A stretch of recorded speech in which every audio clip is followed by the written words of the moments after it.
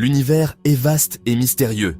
Des milliards d'étoiles peuplent notre galaxie, et des milliards de galaxies existent au-delà de la nôtre.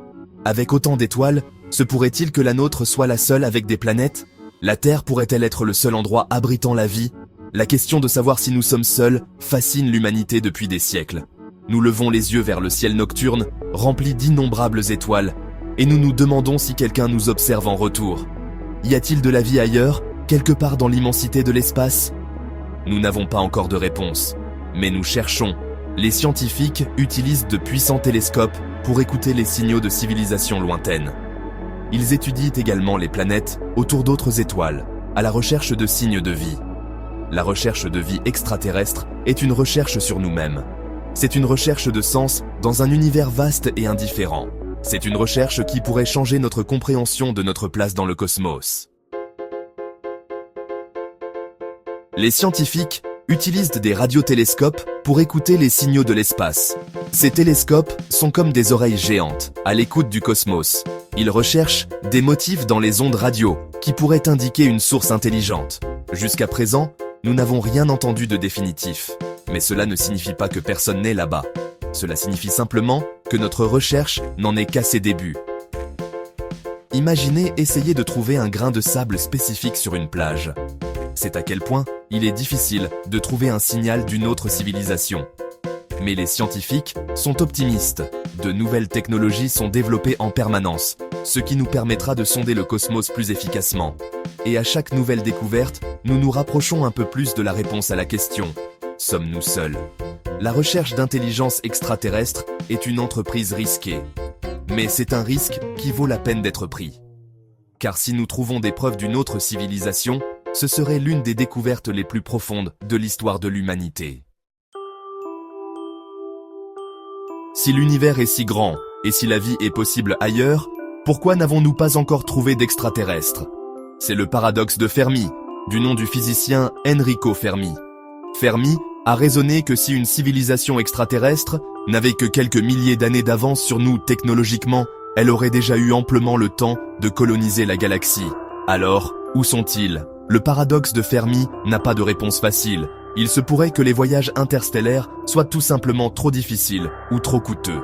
Ou il se pourrait que la vie intelligente soit rare, et que nous soyons l'une des premières civilisations à émerger dans la Voie lactée. Une autre possibilité est que des civilisations extraterrestres existent, mais qu'elles choisissent de ne pas nous contacter. Peut-être nous observent-elles de loin, attendant que nous atteignions un certain niveau de maturité technologique ou sociale. Le paradoxe de Fermi nous rappelle que même si l'univers est vaste, nous commençons à peine à l'explorer. Nous avons beaucoup à apprendre sur les possibilités de vie au-delà de la Terre. L'univers est vaste au-delà de notre compréhension. Il contient des milliards de galaxies, chacune avec des milliards d'étoiles. Et autour de beaucoup de ces étoiles, il y a des planètes. Nous savons maintenant que les planètes sont courantes. En fait, elles sont plus courantes que les étoiles. Cela signifie qu'il y a probablement des milliards de planètes dans notre seule galaxie. Et ce n'est qu'une galaxie sur des milliards. Avec autant de planètes, il semble statistiquement improbable que la Terre soit la seule à abriter la vie. Le nombre de possibilités rend probable l'existence de vie ailleurs dans l'univers. Bien sûr, l'existence d'une planète ne signifie pas qu'elle puisse abriter la vie. Mais, au fur et à mesure que nous en apprenons davantage sur l'univers, nous découvrons de plus en plus de planètes qui semblent potentiellement habitables.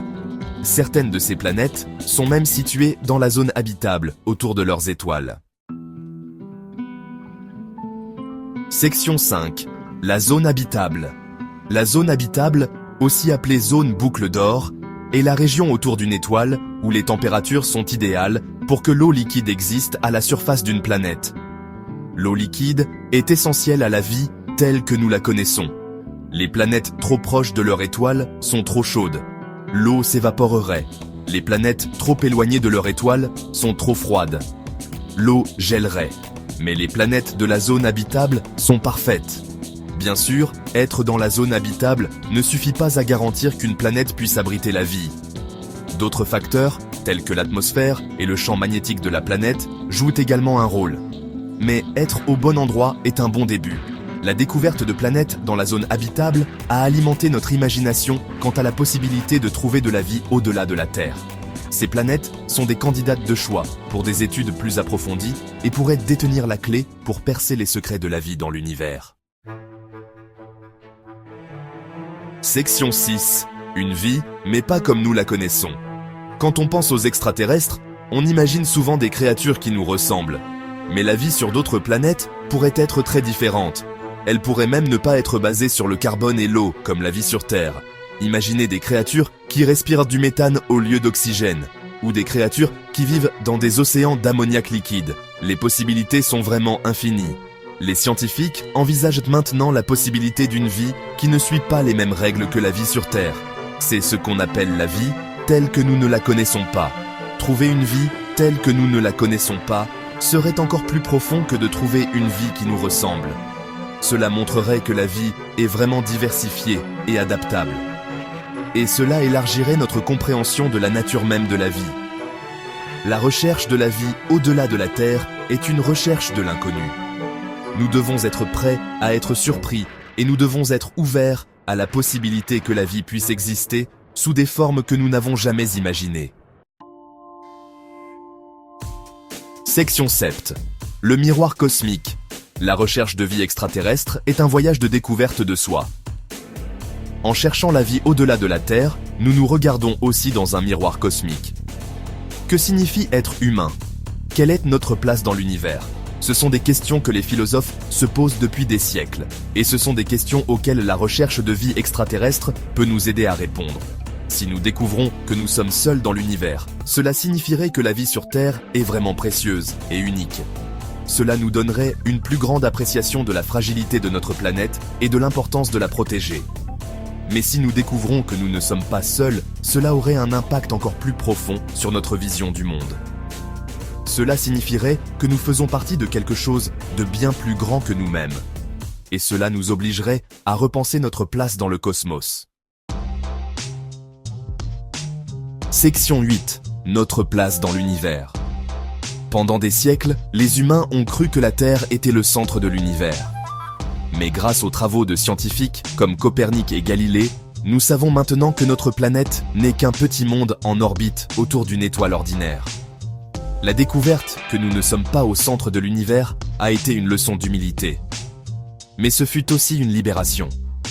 Elle nous a libérés de notre perspective anthropocentrique et nous a permis de voir l'univers dans toute sa grandeur. La recherche de vie extraterrestre est une extension de ce voyage de découverte. C'est une recherche de notre place dans le cosmos. Et c'est une recherche qui a le potentiel de changer notre compréhension de nous-mêmes et de notre place dans l'univers. Que nous trouvions ou non des preuves de vie extraterrestre, la recherche elle-même est une entreprise valable. C'est un témoignage de notre curiosité, de notre ingéniosité et de notre désir de comprendre l'univers qui nous entoure. Section 9. Un univers de merveilles. L'univers est un lieu d'émerveillement et de mystère. Il est rempli d'objets étranges et magnifiques, des étoiles géantes aux minuscules planètes. Et il est en constante expansion, évolution, et nous surprend constamment. La recherche de vie extraterrestre nous rappelle que nous vivons dans un univers de possibilités. C'est un univers qui regorge de potentiel pour la vie, telle que nous la connaissons et telle que nous ne la connaissons pas. Alors la prochaine fois que vous regarderez le ciel nocturne, rappelez-vous que vous regardez un univers de merveilles. Un univers qui peut fourmiller de vie. Un univers qui attend encore d'être exploré. La question de savoir si nous sommes seuls ou non dans l'univers est l'une des questions les plus profondes que les humains puissent se poser. Et c'est une question à laquelle nous ne pourrons peut-être pas répondre avant de nombreuses années. Mais cela ne signifie pas que nous devons cesser de la poser. Car la recherche de vie extraterrestre est finalement une recherche sur nous-mêmes. C'est une recherche de sens dans un univers vaste et indifférent. Et c'est une recherche qui pourrait changer notre compréhension de notre place dans le cosmos.